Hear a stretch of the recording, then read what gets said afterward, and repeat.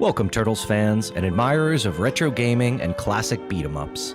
I'd wager there's a pretty good chance a lot of you watching have recently played Shredder's Revenge, and now you're looking for more fun ways to get down with your 4 favorite celebrities. Well, you've come to the right place. With a release date set of August 30th, 2022, we're nearing the launch of the Cowabunga Collection, a compilation of 13 Teenage Mutant Ninja Turtles games from the 1980s and early 90s. 13 games can be an overwhelming selection to choose from, so whether you're a first-time player of the classic Turtles entries, or an old pro whose memory just needs a little jogging, I'm here to get you up to speed on each Turtles game included, from the hidden gems to the less stellar offerings, whether you're playing with friends or solo. This video is sort of half retrospective, half preview, and I'll be rating each individual game based on their fun factor, accessibility, and timelessness. In other words, how well it's aged by today's standards, and offering some suggestions on where to start your quest to kick shell once you pick up the collection on PC, Switch, PS4 and 5, or Xbox One and Series X later this summer. If you enjoy the video, please feel free to drop the channel a sub or a like as I'm working to get things off its feet. Before we dive in, let's briefly cover what the collection has to offer. First, here's the full list of games included, along with their original release dates and console versions. Additionally, you'll be able to select between the US and Japanese localized versions of each title that was released in both regions. While the games remain essentially untouched, there are a few modern updates and new quality of life features in the collection, which include the ability to create save states, the option to rewind the game, and some custom button mapping options. These settings and features can be nice, as they'll help players experience everything the games have to offer stress-free, and are by no means necessary and can be completely avoided if you're looking for that true old-school experience. Additionally, there are a number of borders, since the game's 4:3 aspect ratios are outdated by modern 16:9 resolution screens, and some of them feature some really nice art, reminiscent of the original arcade cabinets that these games were released on. Cowabunga Collection is available both digitally and physically, but let's take a second to also talk about the limited edition version. Priced at $150 US, it comes with a number of beautiful collectibles and more luscious turtle artwork. Starting with the art book itself, early screenshots indicate that it's at least over 130 pages, so it should be flush with lots of gorgeous renditions of characters and scenery spanning across the games. In addition to that, you'll also get a cloth poster that seems to be loosely based on Turtles in Time, with a trippy, outer spacey time warp setting. There's also a very cool looking diorama, with each turtle positioned on his own layer, swinging into action. Rounding out the lineup are some very classic 80s-esque enamel pins, as well as a trading card set. All of this comes in a special collector's edition box. Again, I really like the look of all these items and the art styles, but I'm undecided on whether it's actually worth an $150 price tag.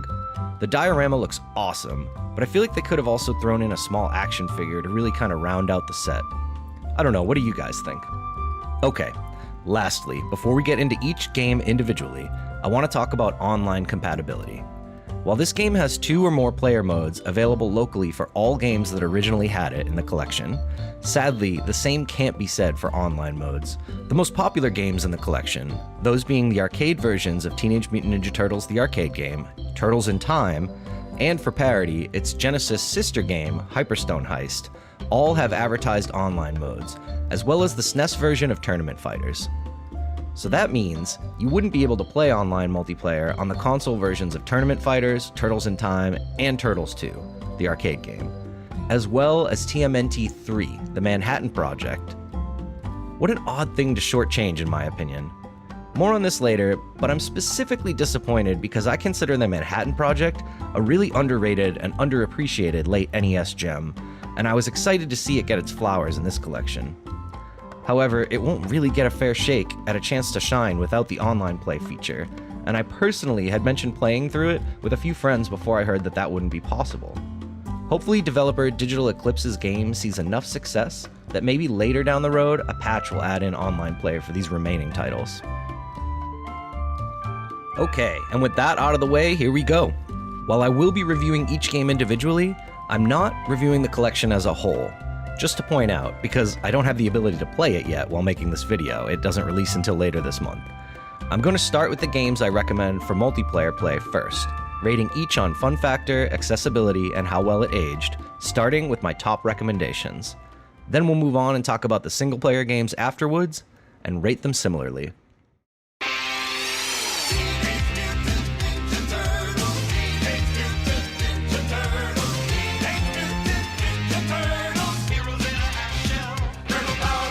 Teenage Mutant Ninja Turtles, the arcade game. You might have expected Turtles in Time first here, and don't worry, we'll get to that game very, very soon. But I'm actually slightly more excited to play the original 1989 arcade classic most of all. To me, both those two games are nearly perfect at achieving what they set out to do as a game, but maybe the biggest reason I'm excited more for this entry is because it's become so much harder to play in any capacity close to its original form over the years. Whereas Turtles in Time's SNES rendition is a faithful port, the original arcade game had to be shrunk down to 8-bit form when it appeared on consoles. But before we get into that, we're here to talk about the original version. For a late 80s game, this thing is more beautiful than an extra large with anchovies. Was it the first Turtles game? No, not even close actually, but it was the first universally acclaimed entry. Coming pretty early on in the beat-em-up craze. Heck, this thing predates Simpsons by over 2 years, and came out only a year after Double Dragon 2. Turtles, the arcade game, capitalized on both the genre coming into popularity and the already established Turtle Mania that had swept the United States throughout the 80s. But where Double Dragon 2 had, in case you couldn't tell by the name, 2-player simultaneous co-op, Turtles had 4. This game was a quarter-munching sensation, and any arcade worth its stuff would have the cabinet prominently featured, usually with several people crowded around to play or even just watch. As is the case with many of the titles we'll cover today, the game sees you and your turtle pals embarking on a quest to save April/New York City/the world from the evil Shredder and his minions. The game's bright, colorful sprites and great soundtrack drew fans in, and the fantastic controls kept them coming back for more. By 80s standards, the game does a fantastic job of varying the enemies, stage hazards, and scenery enough to keep you interested throughout, and breaks things up even further with the now famous Turtles vehicle-based auto-scrolling stages. The boss fights were a highlight when the game released as well, showcasing a huge cast of Turtles characters. Shredder's Revenge was a blast, but Teenage Mutant Ninja Turtles 2 for the arcade is the godfather, the OG, the blueprint. I'm giving this game not much else to say here other than, in my opinion, start with this one. Before we move on to the next game, let's talk about the other version of TMNT's first arcade entry, the NES port, retitled Teenage Mutant Ninja Turtles 2, the arcade game. Other than the obvious and necessary graphical downgrade, there are some interesting differences in this version. For one, the NES couldn't handle any sort of parallax scrolling, and the developers didn't feel like they found a suitable 8-bit equivalent, so in any case, they just removed the auto-scroll levels. To make up for this though, and rather generously, Konami included— wait, Konami? I thought this was made by Ultra Games. Well, since Nintendo limited the amount of games each publisher could put on the NES yearly, in an effort to keep the quality high— yeah, that really worked. Ultra Games was born, funded by Konami, staffed with Konami employees, published by Konami. I'm sensing a trend here. Anyways, Ultra Games decided to include 2 new stages for the NES version to make up for it. The first of which is the snowy Central Park stage that features plows, plenty of Pizza Hut ads, and the sole appearance of Tora, a wolf-like bounty hunter space alien that throws giant icicles at you. A couple other differences are present, such as some boss and music changes, but overall, it's a very solid and pretty great 8-bit rendition, a reimagining of the arcade classic that you can play at home. I'm giving this one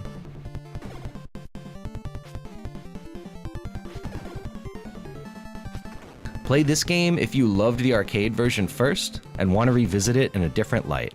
It's well worth your time. Okay, next up, and another game that you'll want to consider starting with is, of course, Teenage Mutant Ninja Turtles, Turtles in Time. Let's start with the arcade version, a truly timeless classic. Ugh. This is likely the most popular favorite from the entire collection, and for good reason. For many people, it's their favorite arcade game or beat-em-up game ever. Another excellent soundtrack accompanies the Turtles' adventure, this time spanning the centuries and millennia. The game featured an improved control scheme featuring some new maneuvers, like the ability to slam the Foot Clan into the ground repeatedly. Speaking of bosses, this game has some great ones. Leatherhead, Metalhead, Baxter Stockman, and Secret of the Ooze movie favorites Toka and Reza all make an appearance, as well as Super Shredder. Interestingly, Bebop and Rocksteady were left out, but later added to the SNES version. The updated graphics look fantastic. The Turtles really pop off the screen, including some Mode 7 vehicle stages, and all that classic Turtles action that everyone loved from the first arcade game. This one was destined to be a hit after the success of the previous arcade entry. This game was so good, it all but erased horrible memories of the actual Turtles 3 movie that featured time travel. The scenery and stage design benefit greatly from the game's premise as well, really freeing up the developers and allowing them to create interesting landscapes and settings for the Turtles to bash their way across. I suspect that this will be the game that most load up when they first try the collection, and it's earned that position because it's truly a masterpiece. When comparing Turtles in Time Arcade to the SNES version, the differences are somewhat few and far between. The most notable, I suppose, would be that the multiplayer is reduced from 4 to 2, as expected considering the hardware limitations at the time. Additionally, there were changes made to the auto-scroll levels. For example, the Rat King was added as a boss in Sewer Surfin', and the Krang fight setting is different as well. Shredder also gets a great new boss fight, where you need to throw the Foot Clan members into the camera, shoutouts to Mode 7 again, which was so cool to see back in the day. Other boss fights changed as well. The additions of Bebop, Rocksteady, and Slash are all welcome. There are also some alternative modes to play too, like Time Trials and Versus. Overall, a great version and a near identical score.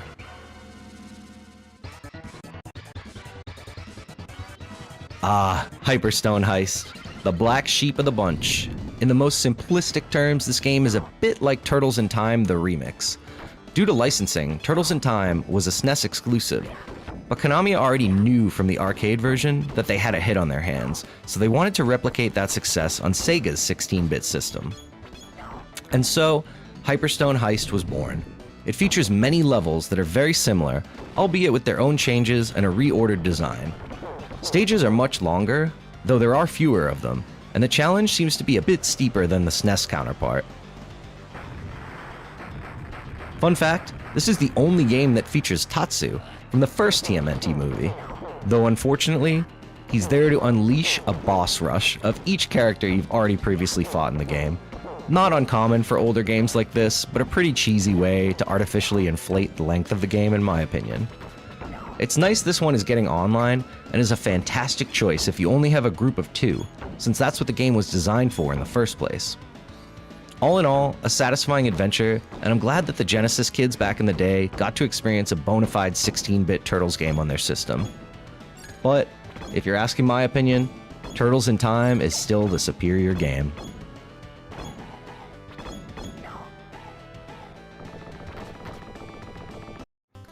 TMNT 3, The Manhattan Project, is the unsung hero of the collection in my opinion. As mentioned earlier, I have to say again, it's a shame that this game is local co-op only. However, luckily, it's still a fun beat-em-up even when played just in single player. Released very late in the original Nintendo's lifetime, that being late 1991 in Japan and early 1992 in North America, the Manhattan Project makes the absolute most of the limited 8-bit hardware that it's running on. This game is often overlooked, mostly because it came out after the SNES already hit store shelves, and only 1 month before Turtles in Time hit arcades. Still, sandwiched in there is a great game in Manhattan Project. There are many improvements over Turtles 2 for the arcade, the NES version. Better graphic fidelity, meaning less slowdown and flicker for the most part, improved combat mechanics, another terrific soundtrack, and even auto-scroll segments. We finally did it, boys. In this adventure, Shredder's stolen the entirety of Manhattan, and it's up to the turtles to get it back. So they surf all the way from Florida and look to do just that. The game marks the first of many TMNT universe characters' appearances in a video game, including Groundchuck and Slash. The controls have been tightened up as well, and expanded upon, and each turtle now has their own special ability, which helps make them feel more unique and personal, as you can pick the move that works best for your playstyle. Do you like to jump right into the fray, immersing yourself in a dog pile of enemies? Leonardo's your man. Are you looking to do some real targeted damage and tough boss fights? Might I suggest Raph? This is another game with a nice variety of stages, visuals, and sounds that accompany the journey, so if you've never played the Manhattan Project, I highly suggest you grab a local friend and give it a try. Boasting a story mode, versus mode, a single exhibition versus the computer, and tournament, all of which are basically the same experience, Tournament Fighters finds the turtles in another genre entirely as compared to all the previous games and any other game in the collection. That being 2D one-on-one fighter. Clearly influenced by Street Fighter, this game came to SNES, Genesis, and the original NES. Starting with the Super Nintendo version, the game clearly has a nice shine of polish on it. Its presentation, from the visuals, sounds, cutscenes, they're all excellent for the time, particularly for a spin-off. To me, this is the best looking version of the game.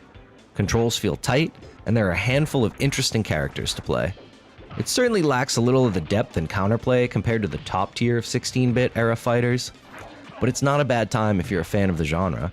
If only one version of Tournament Fighters was deemed worthy to get online play, they did pick the right one. Other than presentation and different button layouts thanks to the Genesis's 3-button controller, there isn't much of a difference between the two 16-bit Tournament Fighter versions. Controls do feel slightly less responsive here though, and the combat is simplified on the Genesis, but it's still a good time, especially with a friend. Obviously, technologically the weakest of the three versions, it's nonetheless impressive how well this game controls and performs given its 8-bit platform release.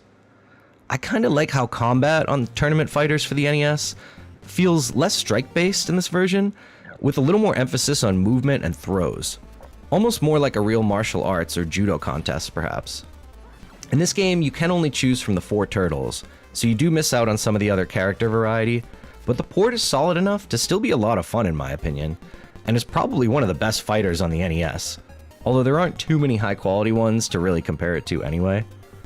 Before I put up the ratings for all 3 versions, how terrifying are these NES character selection screens though?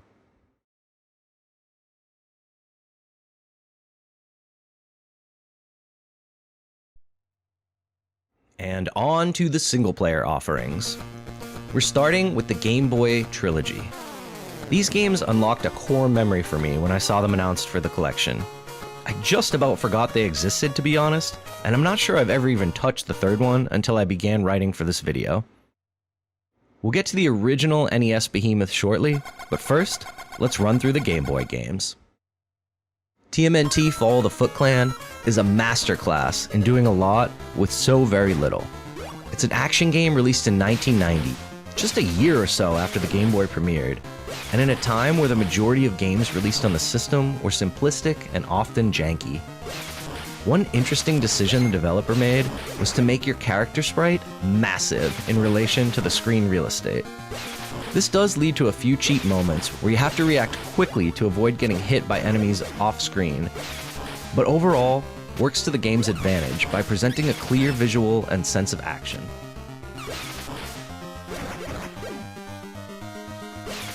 Fall of the Foot Clan features a nice level select feature, so you don't need to start over from square one each time, which can really be a pain for progression in portable gaming, especially at the time. You know, in case the 72 AA batteries you had jammed into the back of that thing started to die. Back from the Sewers, the second game, is also impressive graphically, considering the hardware.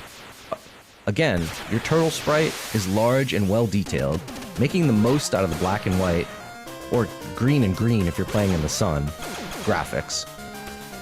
This one borrows a bit from the original NES game, in that you can swap out your turtle for a fresh brother mid-action. A bit more on that later. It's also a little longer, which is more Cowabang for your buck. A worthy entry to the Game Boy series. Lastly is Radical Rescue. While the first two games are more traditional Turtles beat-em-ups, where you'll move left to right, smacking Foot and other baddies along the way, Radical Rescue is a bit more like a Pitfall or Cave Story platformer. Lots of verticality is included here in the level design. Who knew the Turtles could climb like Spider-Man?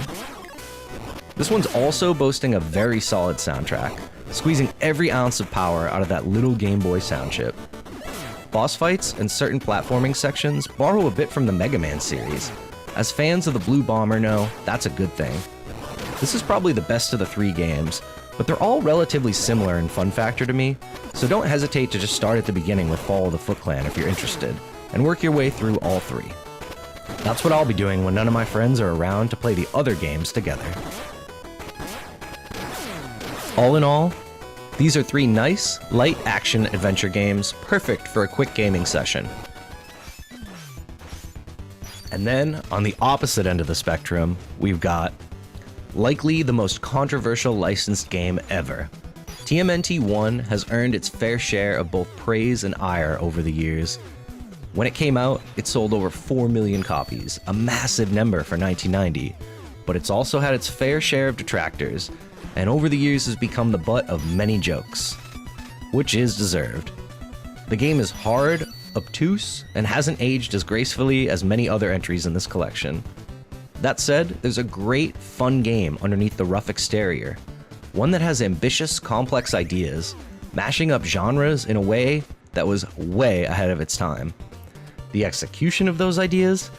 Well, there's some hits and there's some misses.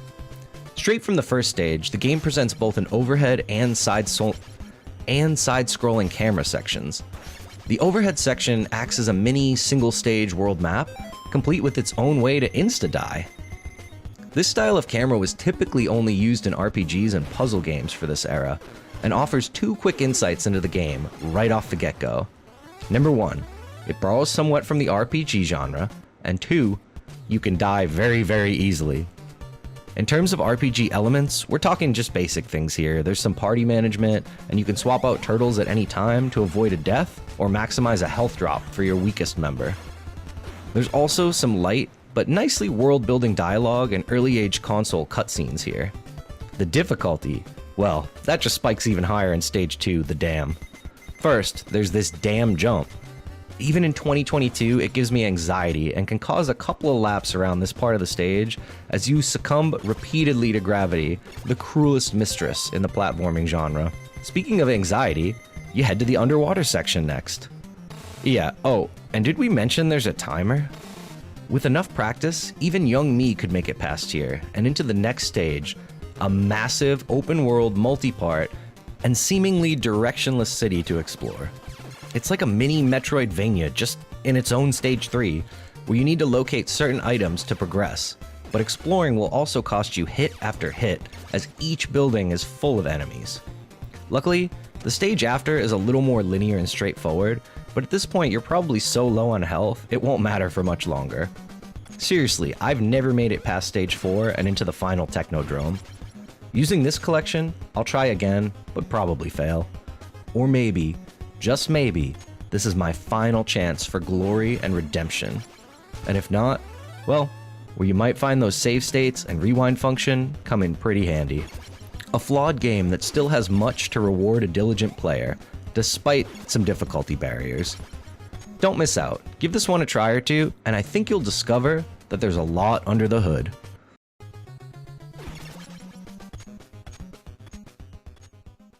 And that completes the Cowabunga Collection's offerings. Once this game drops on August 30th, or anytime, there's no wrong way to experience the classic Turtles games. These were simply my ratings and recommendations. How do yours compare? Feel free to let me know in the comments.